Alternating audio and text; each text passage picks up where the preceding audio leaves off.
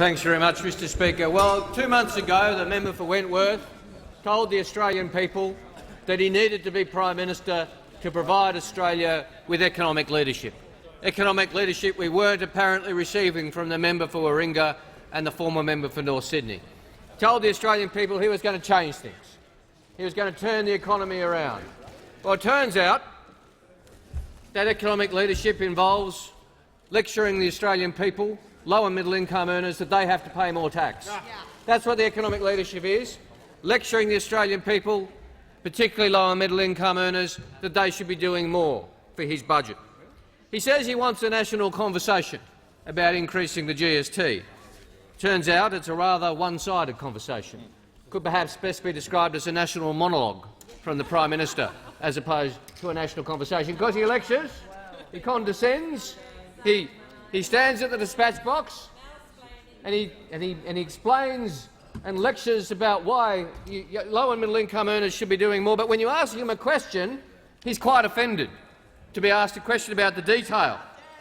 And we saw it again from the Treasurer today, saying we have no plans, we have no policy, we have no proposal. So it's a national conversation about nothing, Mr Speaker. A bit like a Seinfeld episode, a national conversation about nothing. The Prime Minister and the Treasurer have engineered as part of this new economic leadership for Australia. But when the Prime Minister's lecturing us, he does acknowledge at least one fact, that a GST increase would hit those who can least afford it the most. That's what we know, and that's what it all comes down to. It's regressive. It hits low-income earners much more than it hits high-income earners. The Prime Minister, in his own special way, said that at the dispatch box earlier in the week, he said, so the fact is, whether it's goods that are taxed with a GST or goods that are free from GST, invariably there is a regressive element in it. Well, we know that. We know that, and that's why we're against it, Mr Deputy Speaker. That's the point, because it affects those who can least afford it the most. And let's talk about what sort of impact it will have. We know, because of economic modelling from NatSem, what sort of impact it would have. People in the lowest 20% of income brackets would pay 7% more, but people in the highest 20% income bracket would pay just 3% more of their income. That's regressive. There's nothing fair about that, Mr Deputy Speaker. And we know that those earning around $26,000, who are in the lowest quintile of income earners, will pay $3,000 extra in costs each and every year. And a middle-income earner of around $75,000 would face $5,200 in extra costs.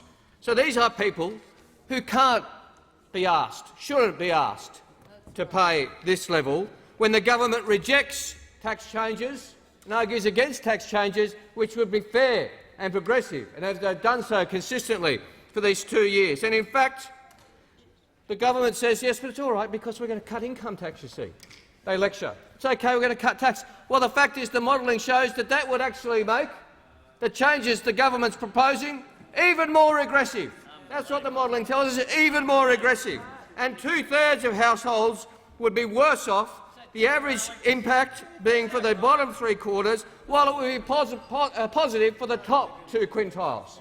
That's what the impact of this government's policies are. And of course, the Prime Minister again lectures us, whether it's glasses on or glasses off, whatever the mode of the lecture is at any particular time. That's OK, because there would be compensation, he tells us. We don't know. We've asked the Treasurer today some of the details, and it's quite clear he doesn't know what the compensation would look like, what it would look like for self-funded retirees, what it would look like for people in remote areas who would be particularly impacted, what it would look like for people who work, but work perhaps casually or part-time and aren't in the personal income tax system. They haven't thought that through. But the one thing we do know is that any compensation delivered through the tax system would be temporary, because what we have is bracket creep. The increase in the GST is permanent. Once the increase happens, once the GST is up, it's with us forever, Mr Deputy Speaker, but the personal income tax cuts would be eaten away by bracket creep, and the Australian people know that. That's why the Australian people are so against this Prime Minister's plans. And we also know that what the Prime Minister would do is put up the price of some things compared to others.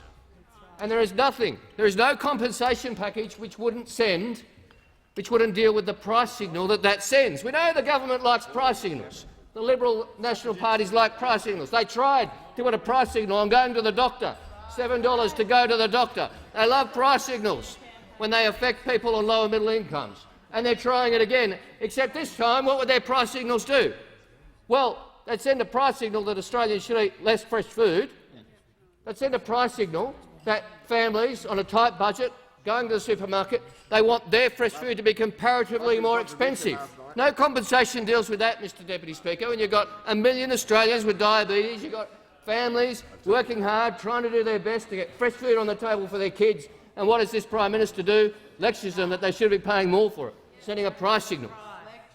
Well, then we've got a price signal on education. Never has there been a more important time for Australians to be engaging in self-education and better education. Never has there been a more important time for Australians to be getting themselves ahead by going the extra mile and studying a bit extra, getting themselves some extra qualifications. What's the government want to do? The old price signal. Make it more expensive. Send the signal that you shouldn't be doing that. Exactly the wrong sort of policy, exactly the wrong sort of message to be sending to the Australian people. And of course, health. Again, we know they just want a price signal in health. They've tried so hard.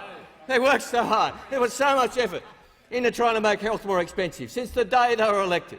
We had the whole Commission of Audit. We had plans to make going to the doctor more expensive. They failed. They failed because the Australian people and this parliament said no, so they're going to have another go.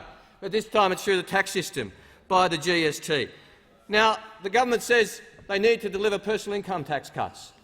That's the best they can do, really? The only way they can deliver personal income tax cuts is to jack up the GST. That's how they're going to deal with bracket creep. That's the signal to the Australian people. Well, if ever you want a personal income tax cut, we're going to have to increase the GST to do it. That's all they've got, Mr Deputy Speaker. And of course we were told, not that long ago in the greater scheme of things, that the GST would fix everything. Prime Minister Howard and Treasurer Costello stood there and said the GST will be a growth tax for the states and it will provide the states with the income they need. And they said it won't need to be increased, they said.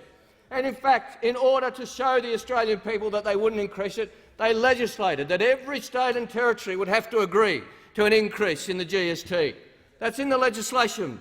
But now they say, of course, well, we'll go to an election and we'll increase the GST if we win that election.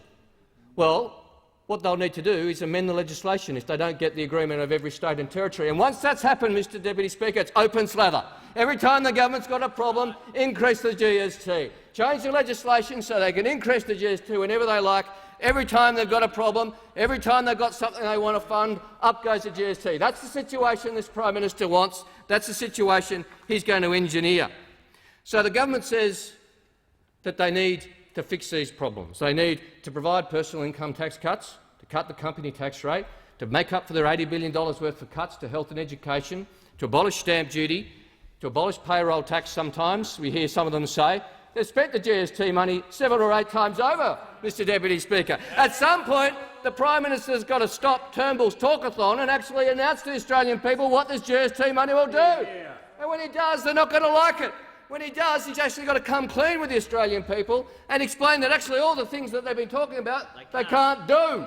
They can't do, Mr Deputy Speaker, and the devil's in the detail. And we've got the Treasurer saying it's all right. The tax to GDP ratio won't go up. I'll give you a firm guarantee. We'll only take the same amount of tax. We might take it a bit differently. Well, there goes the compensation, as the Shadow Minister for Finance points out. If you're a pensioner, a carer, a veteran, you're often not in the personal income tax system, and therefore you need some other compensation. If every dollar goes on tax cuts, then there's no compensation for pensioners, no compensation for carers, no compensation for veterans. So either the Treasurer is wrong, which I suspect he is, often happens, or he's planning something very different to what he promises the Australian people. And this is a Treasurer who says Australia doesn't have a revenue problem. He says, well, while he's planning an increase in the GST to jack up revenue. Well, the government says they want a debate. Well, let's have it. Let's have a debate, and we'll have a tax plan for the Australian people to vote on as you will. Let the Australian people decide. If you want a debate on tax, we can't think of anything better. We can't think of anything better than having a debate about tax, because it's a debate where you'll have to show your values to the Australian people. your values and prejudices, Mr Deputy Speaker, which will say we want to increase tax on low and middle income earners. We want to make Australia's pensioners pay more. We want to see Australia's veterans and carers pay more without compensation. That's what your values tell us. You want a debate? Bring it on. I thank the honourable member for McMahon, and I call